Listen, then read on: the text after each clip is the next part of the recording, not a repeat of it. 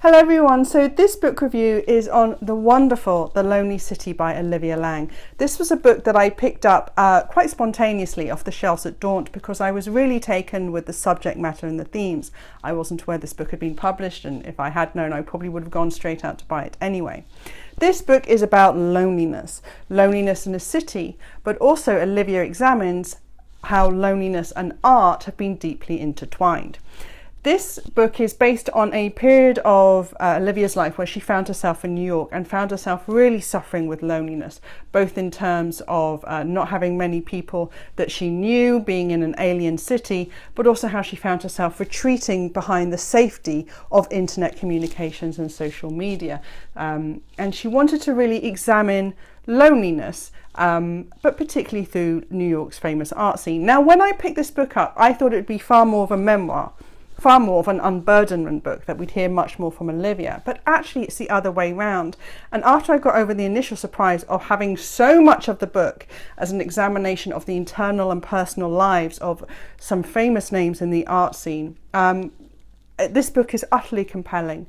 So in it, Olivia unpicks some of the private lives of names that we do know, whether it's Andy Warhol, whether it's Edward Hopper, Jean-Michel Basquiat, Greta Garbo, some of these big names that we associate with New York. What were the causes for their loneliness? Why were they so ostracized? And she looks at everything from Andy Warhol's sexuality and the fact that he wasn't a native English speaker and how he really struggled with the language barrier. Edward Hopper, who was in a completely unsuitable match with his wife, which was to be in a marriage and have that loneliness.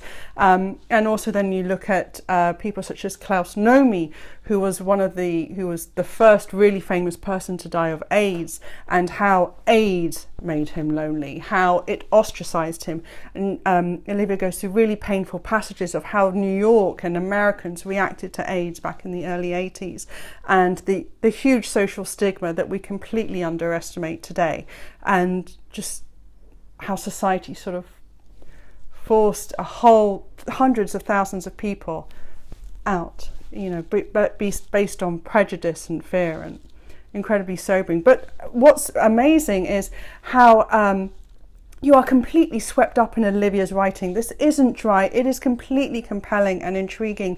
I particularly like the section on Andy Warhol, where not only do we look at the way Andy uses technology, or used technology as a barrier because he couldn't cope with finding social interaction difficult, how the use of his camera that he kept between people and those who wanted to get close to him, let me take your picture, which sort of gave him a sort of zone where he could be safe. And somehow his loneliness sort of was sort of saved by the camera. That even though he could never really interact with people, so much self-loathing and too much self-esteem difficulties, he found refuge in art, and a refuge that worked for him. But then we'll also segue into Valerie's life. Valerie was the radical feminist and playwright who's probably most famous for trying to kill Andy Warhol. And so Olivia looks at Valerie's life. She isn't just an ancillary character. We look at what Valerie's background was, where she came from, how so many doors were shut in her face. And so that reinforces the loneliness. And we also look at less familiar names, such as Henry Degas, who many people won't know, but Henry is quite well known now as an outsider artist, probably the most famous ever. But even though he was a complete recluse at the time of he was living in 1960s New York, he painted very distressing images of young girls being raped and mutilated, and he did these series of works compulsively again and again and again over decades. And this kind of reflected a lot of, even though we don't know much about Henry's life, but we know that he had a very distressing childhood, and sort of how that became the source of his loneliness, and how, even though obviously there is no evidence that Henry did any sexual abuse to any other children, which may have happened to him, how he found a sort of outlet, strange as it may seem to us, and difficult his output may seem to us, he found a way of dealing with his loneliness through this compulsive telling of all the anger and hatred and uncontrollable emotions in his head. He found a way to express himself through art, which reduced his loneliness.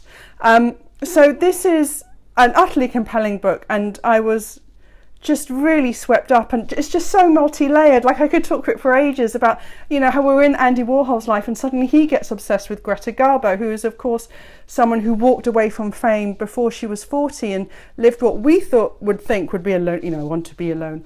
But actually she found a refuge in her daily walks up and down Manhattan, and how loneliness may seem a stigma to so many people even today, but actually it's so common and people are living with it all the time, and sometimes it's a terrible thing. Sometimes we look at loneliness, as Olivia talks in the book, and we see that particularly as she talks about herself, how she retreats behind social media in a situation where she feels insecure and alone, how that may be sort of fooling us into thinking we can have connection to the world but without commitment, you know, love without risk, that, you know, you're going to get hurt if you reach out and try and befriend people and try and address your loneliness. And sometimes you need to accept that. In our modern world, we're trying to keep ourselves safe from harm all the time, and perhaps we need to acknowledge the fact that we will get hurt if we take risks in love and relationships, and that's fine. But I also like the fact that Olivia was talking not so openly about loneliness, but also the fact that sometimes relationships aren't the answer for everyone, and that, as she shows beautifully in this book, art can be a refuge and a source of real strength and community for people who just want to work through so much emotion that they have and so many of the experiences and causes of loneliness that they have, that they found an outlet in art that fulfills them, whether it's Ed Hopper with his lonely female usherettes in cinemas, whether it's Andy Warhol and his camera, whether it's Henry and his distressing scenes of abuse and torture, whether it's Basquiat, who keeps having the door shut in his face because of the colour of his skin, whether it's Klaus Nomi, who the people around him and all those artists who suffered with AIDS, whether they found art as a way of protesting against their treatment. And this is a beautiful book. By the end, I was utterly swept up. It's wonderful, and please don't feel too put off if you're not a big art person, because this is really not so much about paintings or output, but about lives and experiences, and it's a beautiful thing. The Lonely City, Olivia Laing.